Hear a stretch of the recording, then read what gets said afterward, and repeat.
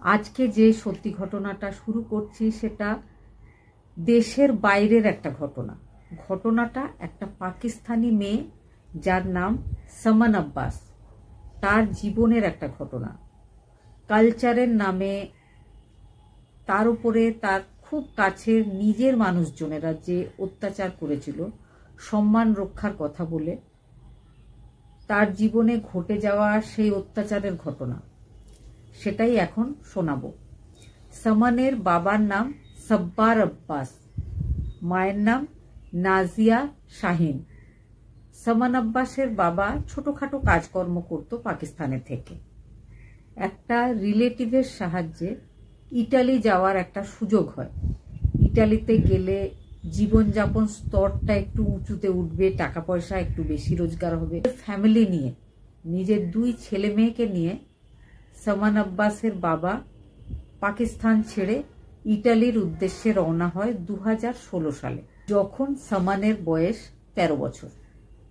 সঙ্গে গেছিল তার এক ভাই, তার নাম দানিশ আব্বাস।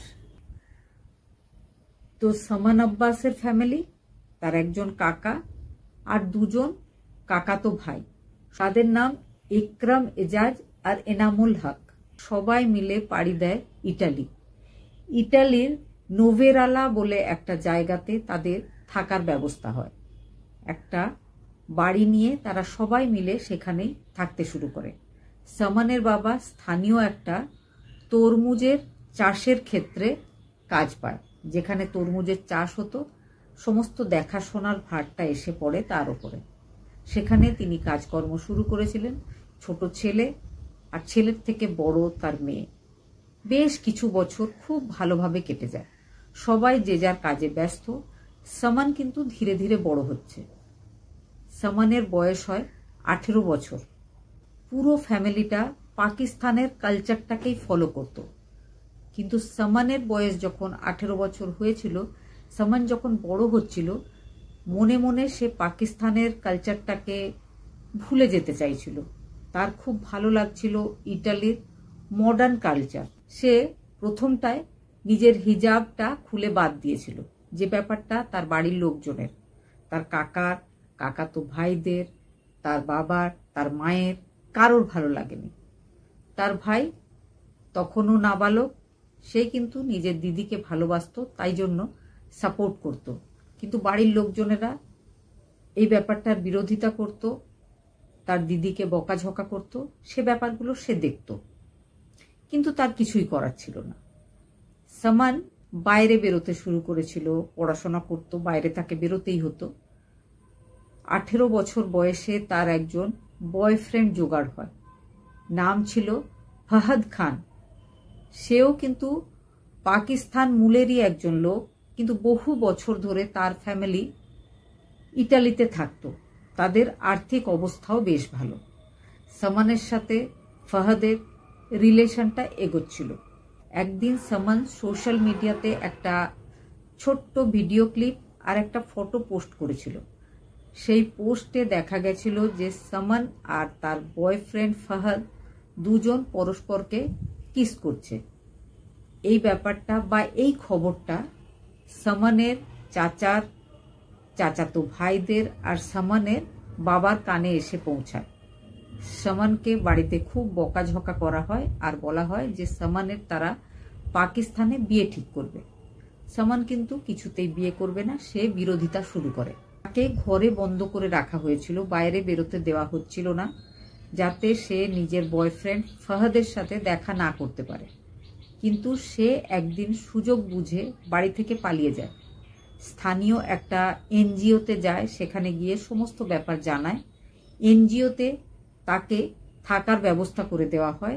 এনজিও থেকে জানানো হয় যে সমস্ত রকমভাবে তাকে তার বাড়ির লোকজনের হাত থেকে প্রোটেক্ট করা হবে, কারণ তাদের কাজ হচ্ছে গার্লসদেরকে, লেডিসদেরকে বা বিপদে পড়া মানুষজনকে হেল্প করা, তাদেরকে প্রোটেক্ট করা। সে এনজিওতে থাকছিল, ফাহাদের সাথে সে কন্ট্যাক্টে ছিল। ফাহাদকে সে সমস্ত ঘটনাগুলো বলেছিল। সে বলেছিল তার বাড়ির লোকজন ভীষণ রেগে আছে তার উপর। এতটাই রেগে আছে বাড়ির লোকজন যে তারা হয়তো তাকে শেষ করেও ফেলতে পারে। ফাহাদ বলেছিল যে কোনোভাবেই তার বাড়ি যাওয়ার দরকার নেই, সে যেন ওই এনজিওতেই থাকে, তাহলে এক সময় তারা বিয়েও করে ফেলবে। 7 মাস এনজিওতে থাকে সামান আব্বাস। মাঝে মাঝেই কিন্তু বাড়ির লোকজন সেখানে যাচ্ছিল, তাকে মানাবার চেষ্টা করছিল যে চলো বাড়ি চলো, এখানে আর থাকার দরকার নেই, তুমি যেভাবে বলবে সেইভাবেই কিন্তু আমরা চলবো, তুমি যা বলবে সেটাই হবে। বাড়ির লোকজন বারবার তার কাছে আসছিল। 22 এপ্রিল 2021 সামান বাড়ির লোকজনের সাথে বাড়ি ফিরে যায়।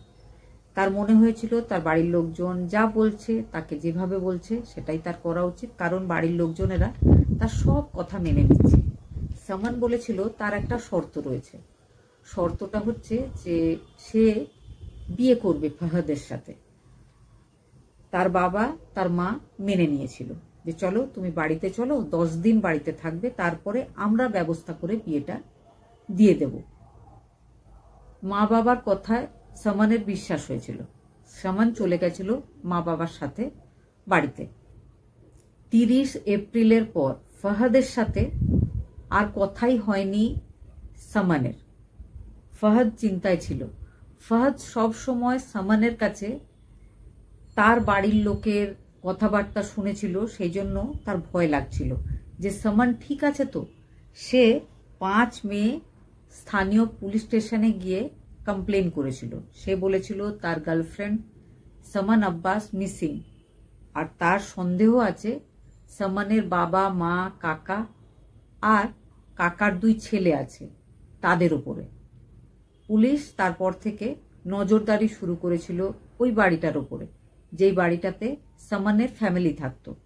পুলিশ খেয়াল করে যে তাদের কাউকে দেখা যাচ্ছে না, তাহলে ব্যাপারটা কি? পুলিশ যখন সমস্ত সিসিটিভি গুলো চেক করতে শুরু করে, তখন পুলিশ বুঝতে পারে যে 9 মে 2021 সামানের ফ্যামিলি ইটালি ছেড়ে পাকিস্তান চলে গেছে, কাউকে কিচ্ছু না জানিয়ে। মা আর বাবা যদি ফিরে যায়, তাহলে তাদের মেয়ে কোথায় গেল, বা তাদের যে নাবালক ছেলে ছিল সেই বা কোথায়? প্রথমে তাকে খুঁজে দেখা হয়। সেই নাবালক ছেলের যখন দেখা পাওয়া যায়, তখন তাকে জিজ্ঞেস করা হয় যে তার ফ্যামিলি কোথায়। তখন সে বলে বাবা মা ফিরে পাকিস্তান চলে গেছে, আর তার দিদি সামান আব্বাস সে বেলজিয়ামে গেছে। সামানের ভাইকেও বাবা মা ফিরে পাকিস্তান যেতে বলেছিল, কিন্তু সে স্বেচ্ছায় ইটালিতেই থেকে গেছে, কারণ তার ইটালিতে থাকতেই ভালো লাগে, তার পাকিস্তান যেতে ভালো লাগে না, তাই জন্য সে যায়নি। সামান বেলজিয়াম চলে গেছে, ব্যাপারটা পুলিশ টিমের বিশ্বাসযোগ্য মনে হয়নি, কারণ ফাহাদ পুলিশ টিমকে জানিয়েছিল যদি সামান সত্যি সত্যি বেলজিয়াম যায়, তো সে অবশ্যই নিজের বয়ফ্রেন্ড ফাহাদকে সেটা জানিয়ে যাবে। যদি কোনো কারণে নাও জানাতে পারে, তাহলে সেখানে পৌঁছে যাওয়ার পর অবশ্যই জানাবে। এমনটা যখন করেনি, তাহলে কোনো না কোনো ব্যাপার অবশ্যই লুকিয়ে আছে। পুলিশ এবারে খোঁজ করে সামানের যে কাকা বা চাচা ইটালিতে ছিল সে, বা যে 2জন খুড়তুতো দাদা ছিল তারাই বা কোথায় গেল। তখন ইটালি পুলিশ জানতে পারে যে সামানের চাচা দানিশ আর এক খুড়তুতো দাদা ইকরাম এজাজ 2জন ফ্রান্সে গেছে, আর নোমানুল হক সে গেছে ইউরোপে। সামানের বয়ফ্রেন্ড বলেছিল 30 তারিখের পর তার গার্লফ্রেন্ডের সাথে তার আর কথা হয়নি। যখন এনজিও থেকে তার মা বাবা তাকে ফিরিয়ে নিয়ে গেছিল বাড়িতে, তখন তারা বলেছিল যে ফাহাদের সাথে সামানের বিয়ে দেওয়া হবে। 29 তারিখে এই কথা সে কিন্তু নিজের গার্লফ্রেন্ডের সাথে বলেও ছিল। 29 তারিখের সিসিটিভিটা দেখা হবে বলে পুলিশ ঠিক করে। 29 এপ্রিল 2021 সারা দিনের সিসিটিভি ফুটেজ পুলিশ চেক করে। গভীর রাত্রের সিসিটিভি ফুটেজ দেখে পুলিশ বুঝতে পারে যে সত্যি ব্যাপারটাতে কোনো না কোনো রহস্য লুকিয়ে আছে। গভীর রাত্রের একটা সিসিটিভি ফুটেজ, যেটাতে পুলিশ দেখতে পেয়েছিল সামানের চাচা বা কাকা দানিশ হাতে একটা ফাওড়া, যেটা মাটি তোলার কাজে লাগে, সেটা নিয়ে বাড়ির সামনে দিয়ে বাড়ির পাশেই একটা জমি ছিল, সেদিকে এগিয়ে যাচ্ছিল। আর পেছনে ছিল তার খুড়তুতো দুজন দাদা, তাদের হাতে ছিল দড়ি। পুলিশ সিসিটিভিটা দেখার পরে একটু সন্দেহ হয়েই ছিল। পরবর্তী সিসিটিভি যেটা দেখে সন্দেহটা আরও বেড়ে যায়, সেটা ছিল নেক্সট ডে, মানে 30 এপ্রিল 2021-এর একটা সিসিটিভি ফুটেজ। সেটাও ছিল সেই বাড়ির সামনে একই জায়গায় সামানের বাবা, সামানের মা আর সামান তিনজন রাত্রেবেলায় বাড়ি থেকে বেরিয়েছিল। সামানের হাতে একটা সাদা রঙের ব্যাগ ছিল।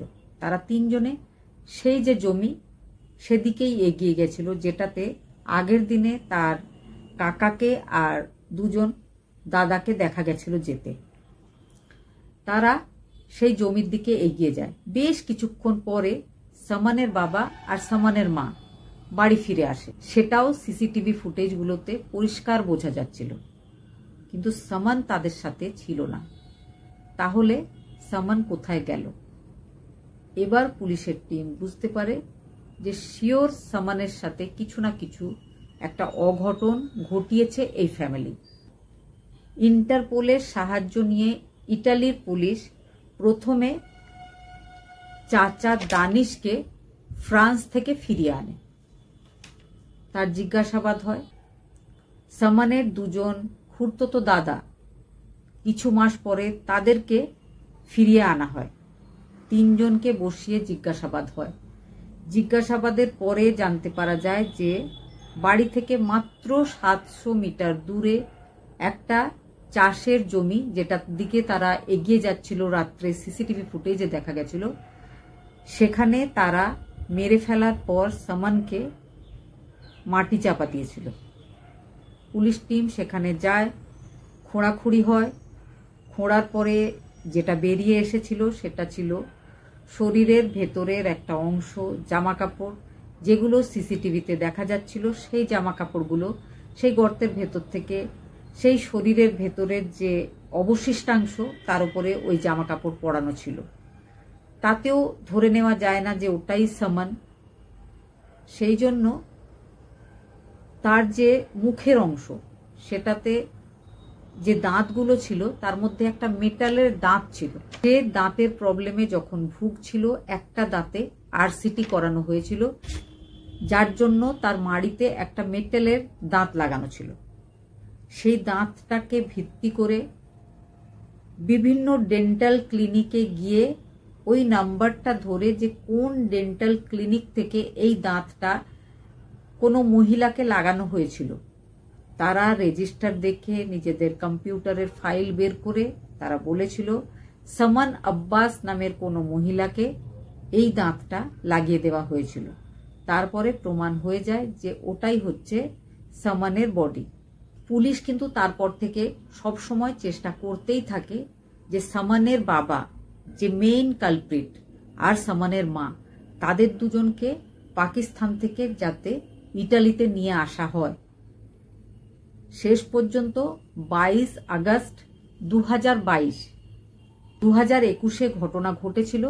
2022-এ সামানের বাবাকে পাকিস্তান থেকে অ্যারেস্ট করে ইটালিতে নিয়ে যাওয়া হয়। আবারও জিজ্ঞাসাবাদ হয়।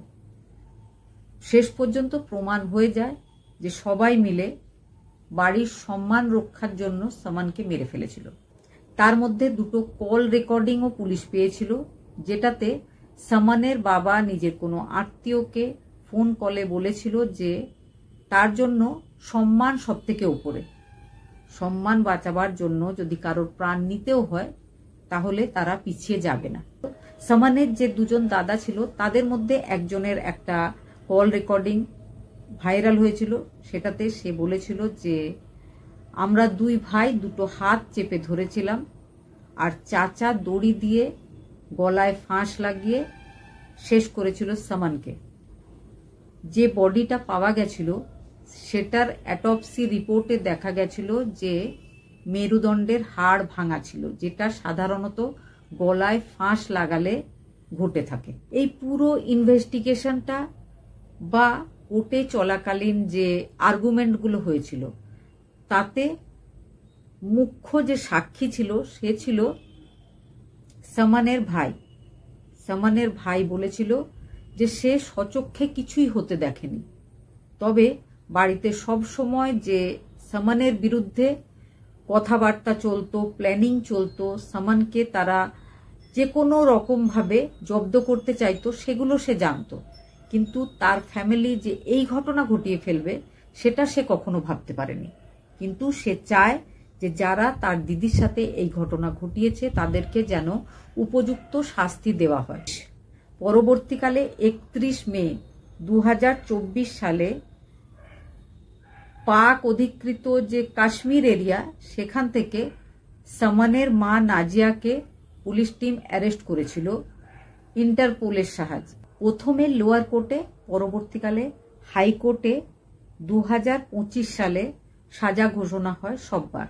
শুধুমাত্র দানিশ যে কাকা ছিল তাকে 22 বছরের কারাদণ্ড দেওয়া হয়েছে। বাকি 4 জনকেই আজীবন কারাদণ্ডে দণ্ডিত করা হয়েছে, মানে যতদিন তারা বেঁচে থাকবে তারা জেলেই থাকবে। সাজা ঘোষণার পর সামানের ছোট ভাই আর সামানের বয়ফ্রেন্ড দুজনেই ইন্টারপোল, ইটালিয়ান পুলিশ, ইটালিয়ান আইন ব্যবস্থা তাদের তৎপরতাকে ধন্যবাদ জানিয়েছে।